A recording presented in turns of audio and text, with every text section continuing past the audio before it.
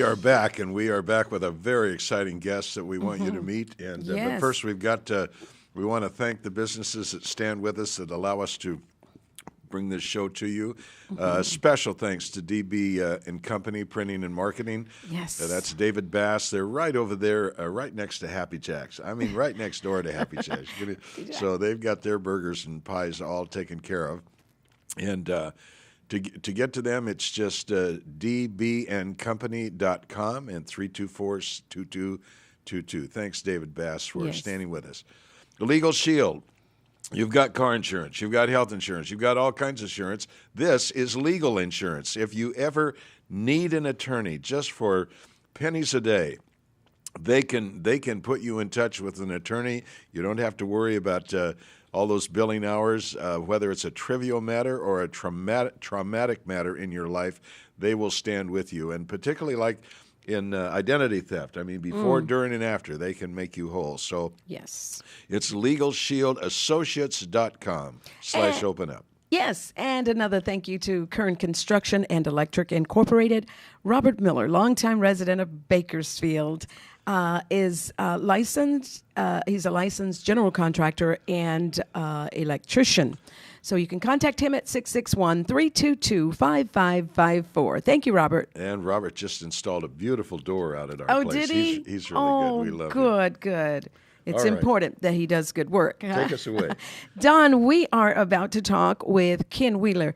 Ken has been a power lifter, though, for more than 40 years. 40 years. 40 years. And we are going to show just a quick little clip of him powerlifting. Let's see this. And then we'll get into the talk.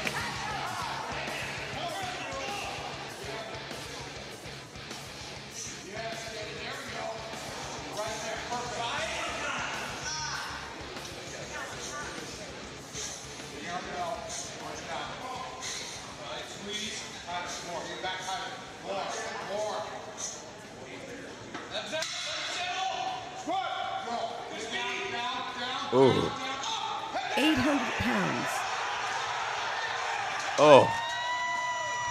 800 pounds. Oh, my aching back. And did he Just kiss? Did watching. he kiss the dumbbell? I kissed the plates when I got He in. kissed the plates. Yeah, that was a dream lift. Let's meet this guy. Wow, Ken Wheeler, welcome to Open Up. Thank you. Pleasure to be here. Ken, we're going to be talking about your book, The Case Against Moral Atheism, When Living by the Golden Rule Makes No Sense. Welcome to Open Up. Thank you. Pleasure. Tell us about your life. Take us back. Give us some of your biography. There's an old saying, don't listen to anyone's philosophy until you know their biography. So tell us about your biography. Well, I would say it's relatively boring, actually, but local Bakersfield resident. I'm self-employed, own Wheeler's Fitness Equipment Company. Been doing that for 34 years, and worked prior to that for PG&E. Retired from there after about 12 years of work. I had started my business on the side while I was there.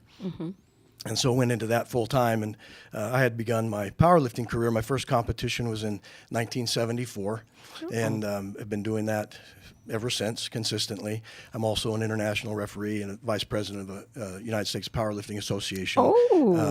So I'm very active in the sport.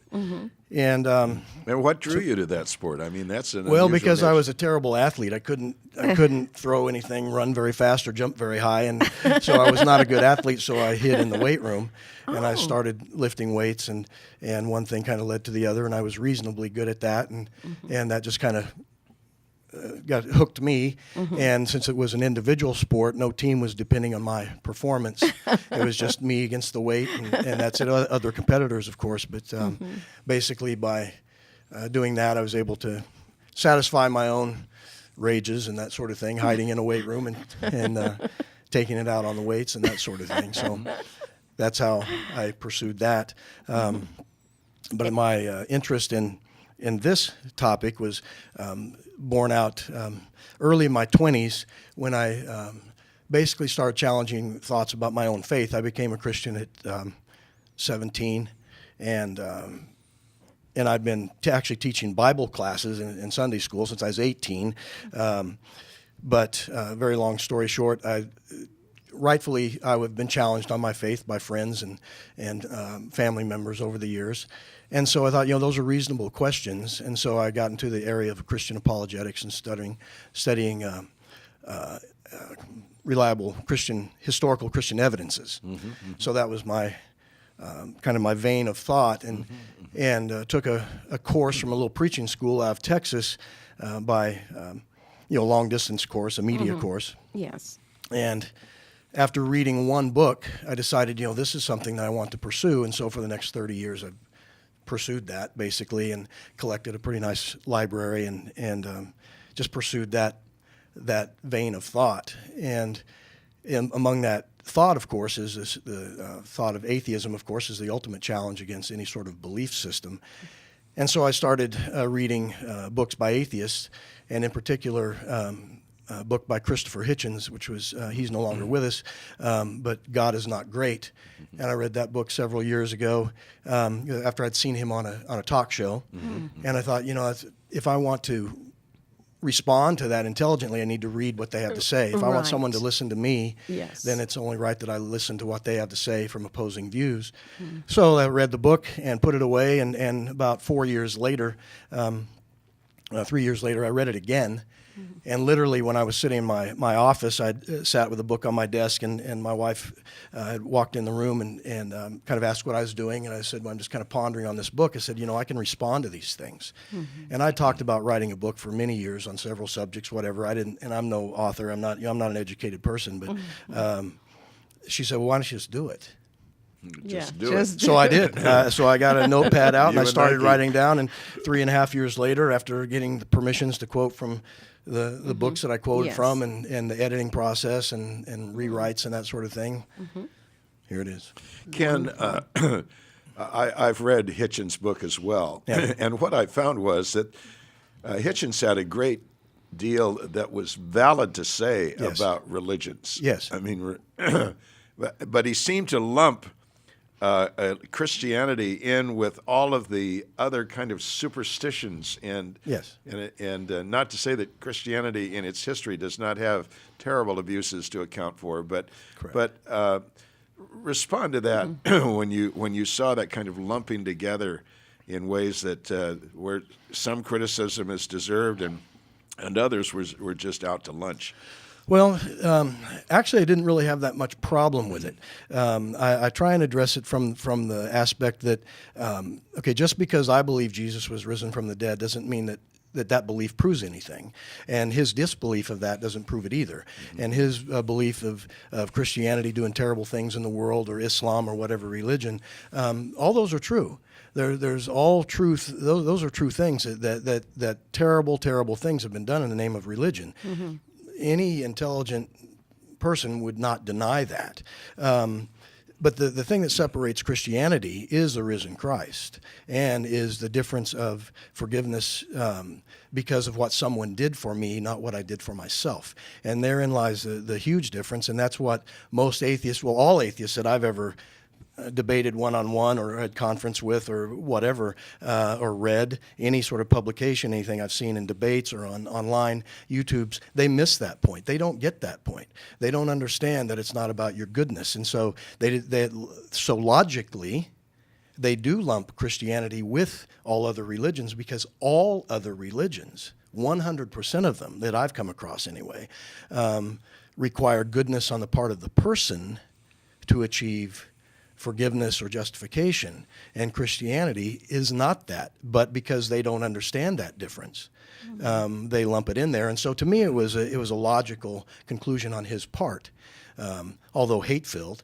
And Christopher Hitchens is simply one of the new atheists. Sam Harris, Daniel Dennett, Richard Dawkins, and Christopher Hitchens are the four, what are known as the new atheists in the world of atheism. Not all atheists agree with these guys. There are some scholarly, very well-known atheists who disagree with them. But they're very popular, especially among 18 to 35-year-olds, because of their hate diatribe against Christianity. And if you go onto any YouTube, watch YouTube debates between any of those four guys in particular and any other Christian scholar who debates them, and you see the responses on YouTube, and their hate It is, anyone that denies that Christianity is not hated in this world has never looked at those things. I mean, there's people that post things on there that Christians should be crucified again. There's people that go on there and say that Christians should be fed to the lions again. The day that Christians are eliminated from the earth will be the blessing to the entire world. But the thing that bothered me more is the response that Christians had to these people that were equally as hateful. Well, when you atheists die, you're just going to go to hell anyway. And so to me, that bothered me a great deal, and I wanted to address those kind of things in this book. And if we want to have a reasonable interchange or exchange of ideas or thought with anyone who doesn't believe, well, then you've got to be willing to listen to them, including people like Richard Dawkins, who's probably the most well-known of the atheists on the planet. He's published millions of bestsellers, pardon me, or sold millions of books, the God Delusion being the number one. But we need to be able to engage people like him with reason and objective thought. Okay. Chris, did I hear we're going to break? Okay, yes. Let's go to a break, and we'll come back and hear more of this fascinating topic with Ken Wheeler.